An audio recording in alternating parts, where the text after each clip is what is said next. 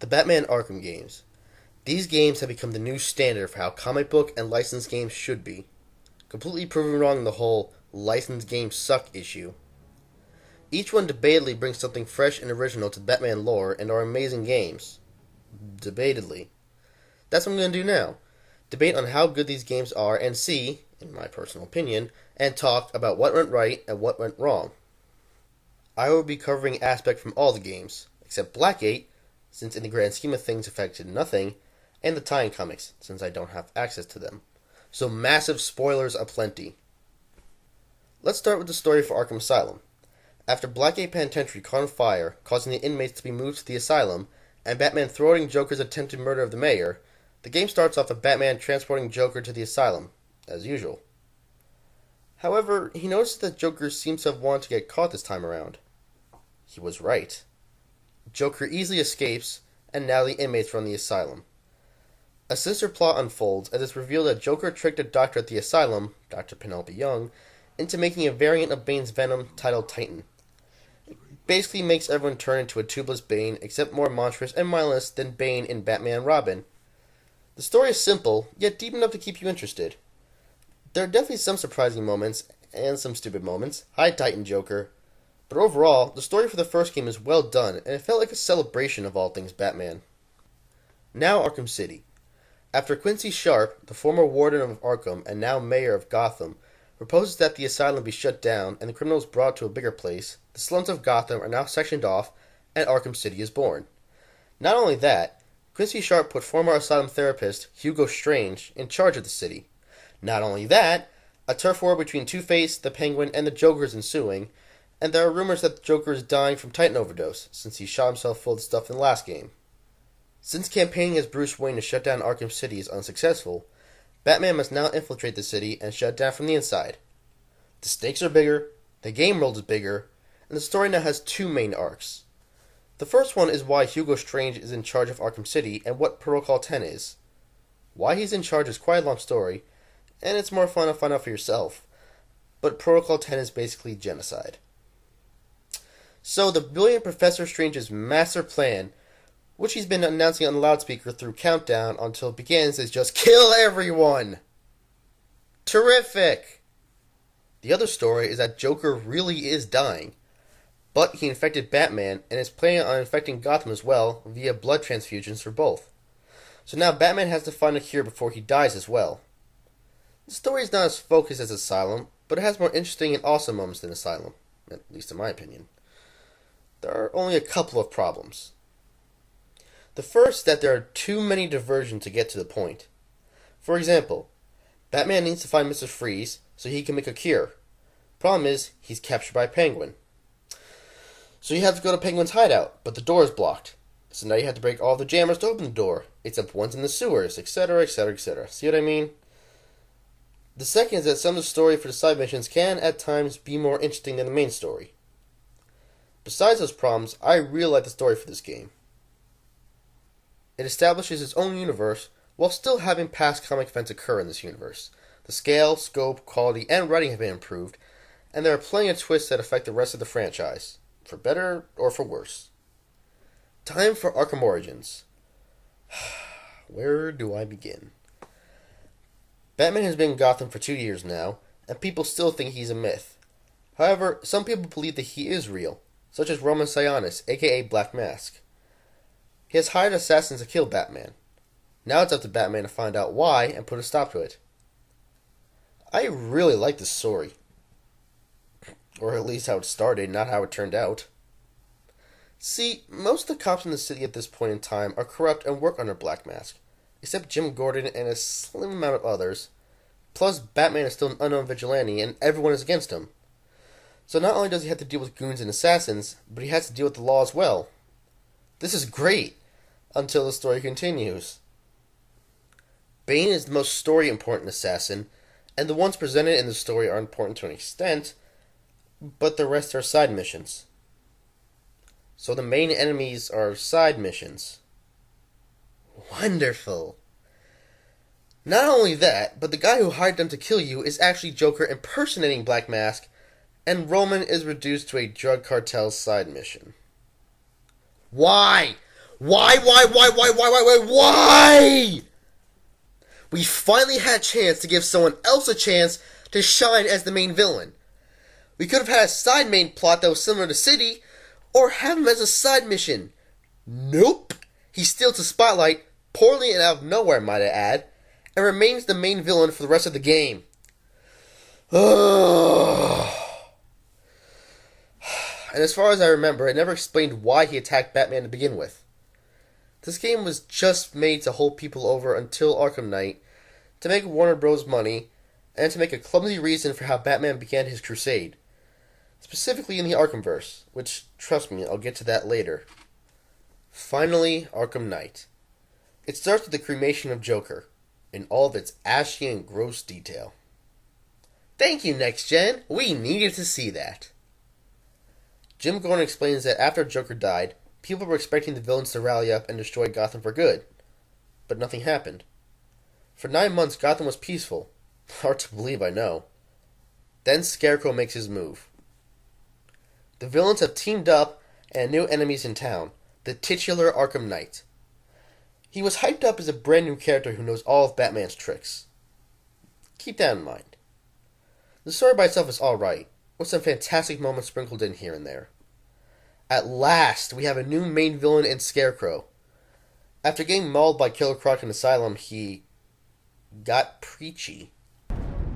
Nothing hurts like losing one of the family, knowing that there is no one to blame but yourself.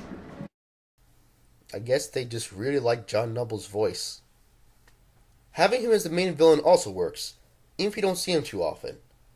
And it's thanks to Scarecrow that... Miss me?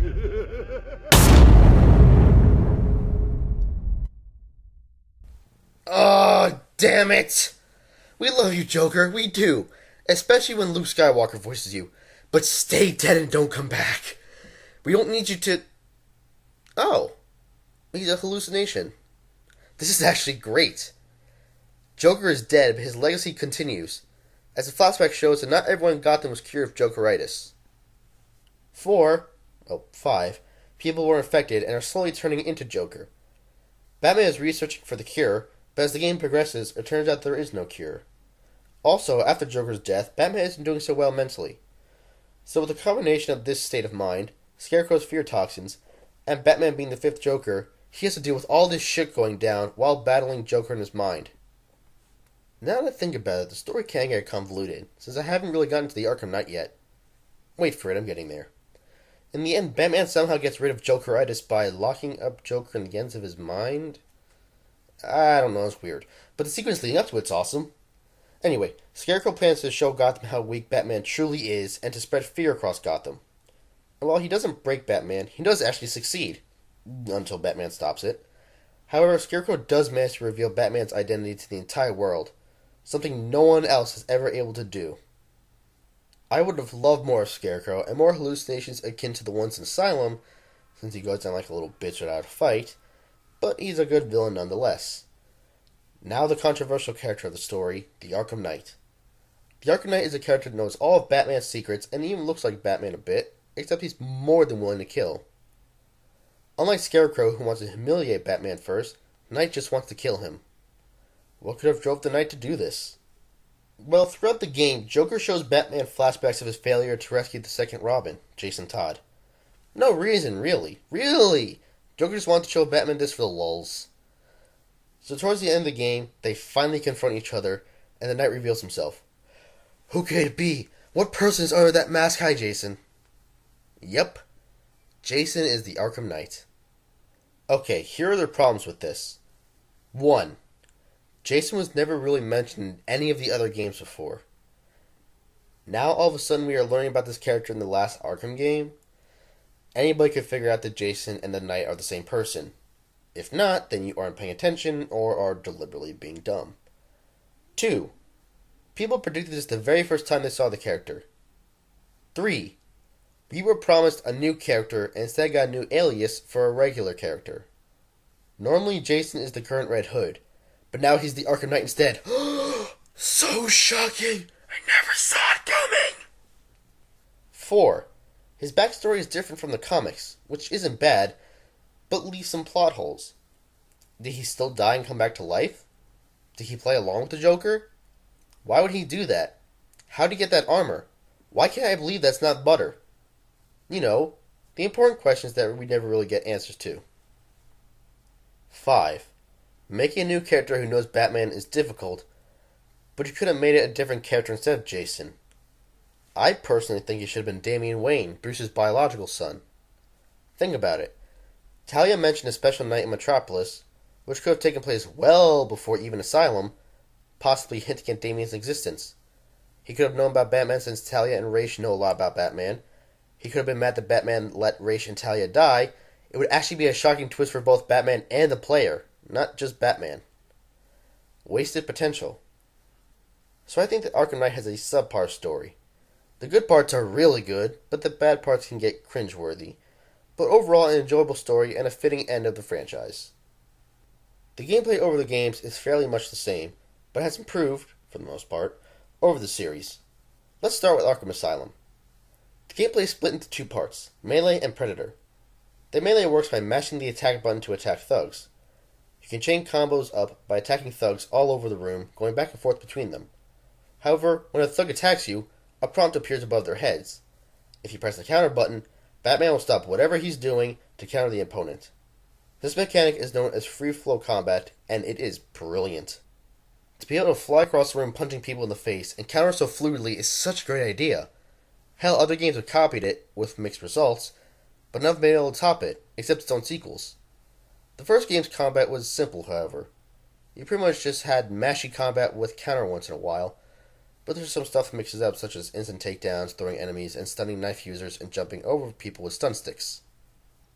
The other main gameplay aspect is stealth, or Predator gameplay. Guns do a lot of damage, so you can't just punch them in the face. You have to sneak around and use your gadgets to take down goons as silently as possible. If your tactics were limited, pretty much 2 tactics were silent, the rest is all loud. A main mechanic used throughout the game, but is usually incredibly useful in stealth, is Detective Mode. Detective Mode allows you to see an enemy's psychological condition as you prey on them. You can see through certain walls and see if enemies are armed or not. It allows you to see certain things you couldn't see, such as alcohol in the air. It's incredibly useful, if a bit broken. However, the game was the starting point, so being limited compared to the rest of the series is expected. Arkham City's gameplay, however, is so good. Every good aspect of the first game's gameplay is made better. For combat, you can now counter up to 3 enemies at a time. Enemies now have weapons. You don't need to do quickfire gadgets, but if you do, they are immensely helpful. You can stun enemies up to 3 times. You can jump on enemies. You can now dodge blades and even immediately take them down. You can beat down armored enemies. There are a better variety of enemy types. Oh, so good! Same deal with the stealth. You now have more stealth options, such as ledge takedown from both the top and bottom, great takedowns. You can take down 2 goons at the same time, more gadgets, and different types of gadgets that can range from useful to helpful to amazing. A knockout smash to instantly take out an enemy. Oh, it's great! Not only that, again, more enemy types, such as armored enemies, enemies that can scan for you when you are hiding, can block your detective mode, can take hostages. There's just too much to talk about. The only bad aspect of the gameplay, in my opinion, is the detective aspect of the detective mode. It boils down to scan one thing and Batman does the rest, or scan something and follow a trail. For being a really smart guy, that's weak. Other than that, I personally think that Arkham City has the best gameplay in the series. And now for Arkham Origins, aka adds nothing new, the game. I'm not even kidding.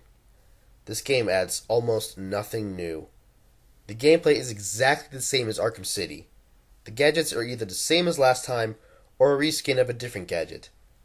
They did add a couple of new enemies, brutes, venom-filled enemies, and martial artists, which I personally love. They can counter you, and you have to counter them multiple times. I find them really fun to fight, but other than that, nothing. The only new aspect of gameplay is the evidence scanner. You scan a certain part of a crime scene, and a holographic recreation of the scene will begin playing. Batman will describe what is going on and what he needs to look for as well. This is a really cool feature to show off how smart Batman is, and shows why he's the world's greatest detective. Two problems with this though, and one is really big. The small one is that it's in the game too much. Having it frequently is good, but if you do it too much to the point where it's annoying to have to constantly rewind and fast forward crime scenes, even if they are easy, you have to wait until the game tells you what's going on. The second, and the big one, is that these segments hold your hands. When you go through the footage and find what you need to, a red line will show you what you need to look for. So instead of figuring out the crime for yourself and make you feel smart, it makes you feel stupid since it amounts to, "Look here, dumbass!" This mechanic does not feel as cool when this major function is dumbed down. Hell, the one time this mechanic is used in Arkham Knight, it does not have the red line, and that small fact makes it so much better.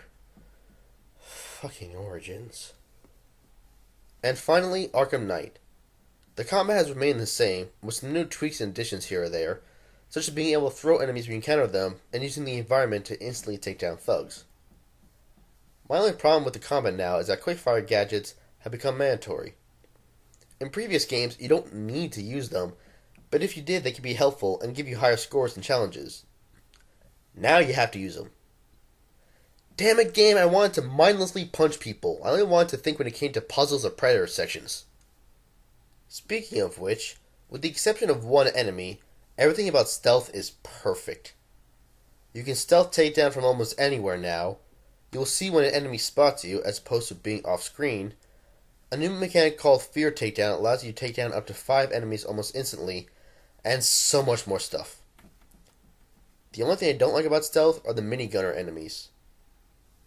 The point of Predator gameplay is to play smart, plan your moves, and make thugs piss their pants in fear as more of their allies are taken out and can't find you. How do you negate that? By having an enemy that you can't take down in any other way than going JoJo on their asses.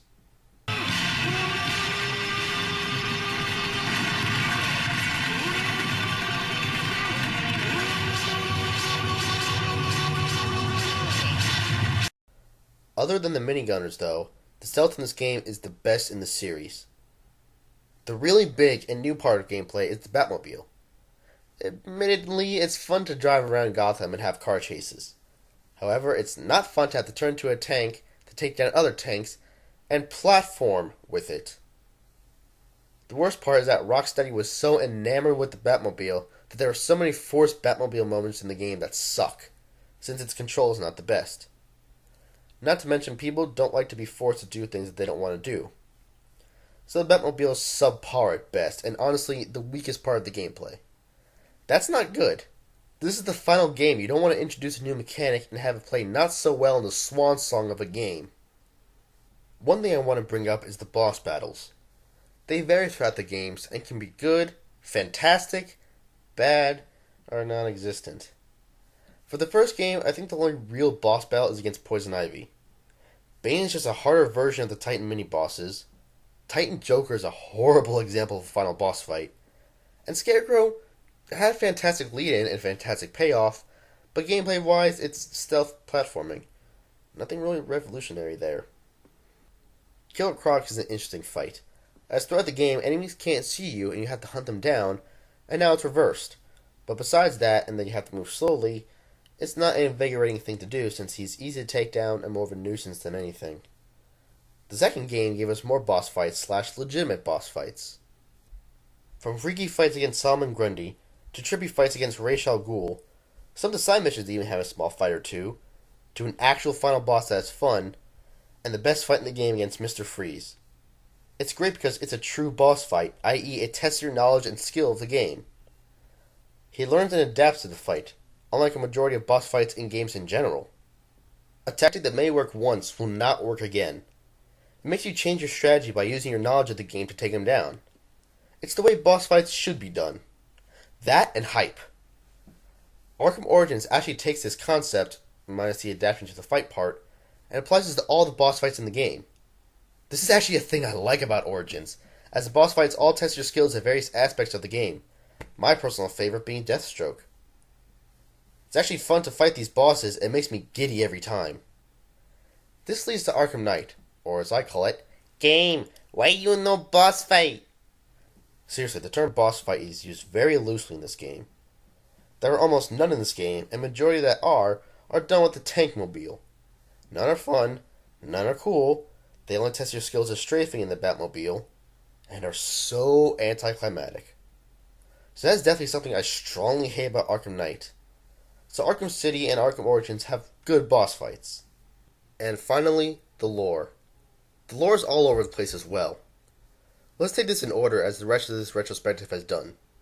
For Asylum, while the game is in its own universe, past events that have happened in the comics have happened here as well. For example, Bane breaking Batman's back. For City, this concept is true as well. While this game definitely makes this series its own universe, past events have happened, and up to this point, everything is consistent. Then Warner Bros. Montreal steps in and says, "Fuck yo, canon, new story, bitches!" Arkham Origins goes against the lore set up in the past two games by making new origin stories that are not consistent with the rest of the series. Character motivations are different, events are different or non-existent, time frames are everywhere. Oh, it hurts my head. Not as much as me trying to figure out how time travel works in various media, but it's still confusing. I like their thought process that gameplay is the most important part of a game, which is something I follow as well, but that doesn't mean you ignore how your story works. It screws up consistency for the whole series. Then Rocksteady comes back and tries to make it all work again. Unfortunately, they made Origins canon. So by doing this, the canon for this series makes no sense and is pretty much impossible to make a timeline for this series. These aren't retcons either, these are full-on unresearched changes to the overarching plot of the franchise. There's so much more I could go into, but I would just be dragging this video out more than it already is. So let's wrap this up. Wait, one more. Whose shitty idea was it? Overall, this is a great series, even if it has some major problems. I still recommend that you give each of these games a shot, except Origins because of the reasons listed. In any case, I hope you enjoyed it, and I hope licensed games can stay good from now on, thanks to this series. You were there at the beginning. And now, you get to see how it ends.